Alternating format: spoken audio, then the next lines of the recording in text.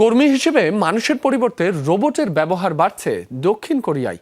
Coffee shop, খাবার এবং ফুলের দোকানের মতো প্রতিষ্ঠানে সেবা দিতে ব্যবহার করা হচ্ছে রোবট।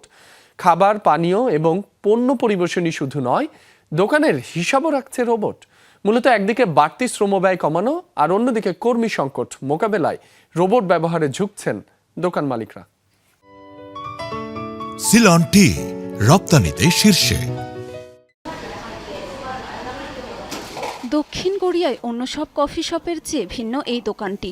অর্ডার নেওয়া কিংবা কফি পরিবেশনে ব্যস্ত নেই কোনো মানুষ, বরং এই কাজগুলো সারছে রোবট। সিউলের লাউঞ্জ এক্স ক্যাফে রয়েছে ৮টি শাখা। কফি সহ বিভিন্ন স্ন্যাক্সের জন্য বেশ আলোচিত এই শপটি। তবে তার চেয়েও বেশি পরিচিতি পেয়েছে রোবটের মাধ্যমে সেবাদানের কারণে। ক্রেতারা এসে স্বয়ংক্রিয় যন্ত্রে অর্ডার করেন, এরপর ক্রেতার পছন্দ অনুযায়ী তা তৈরির পর পরিবেশন করে রোবট।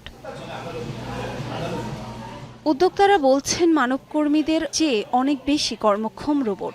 তার উপর রোবট পরিচালনার ব্যয়ও খুব কম।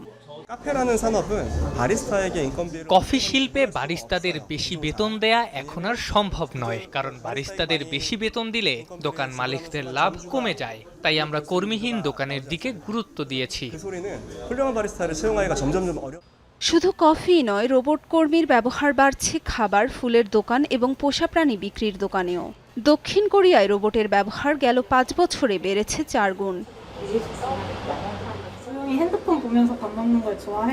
আমি ফোন দেখতে দেখতে শান্তভাবে খেতে পছন্দ করি, তাই আশেপাশে কোনো কর্মী না থাকলে মানসিকভাবে আরো স্বস্তি অনুভব করি। মানব কর্মীর বদলে রোবট কর্মীর ব্যবহারের অন্যতম কারণ হিসেবে মনে করা হচ্ছে দক্ষিণ কোরিয়ায় নিম্ন জন্মহারকেও। জন্মহার কম হওয়ার কারণে দেশটিতে তৈরি হয়েছে শ্রমিক সংকট।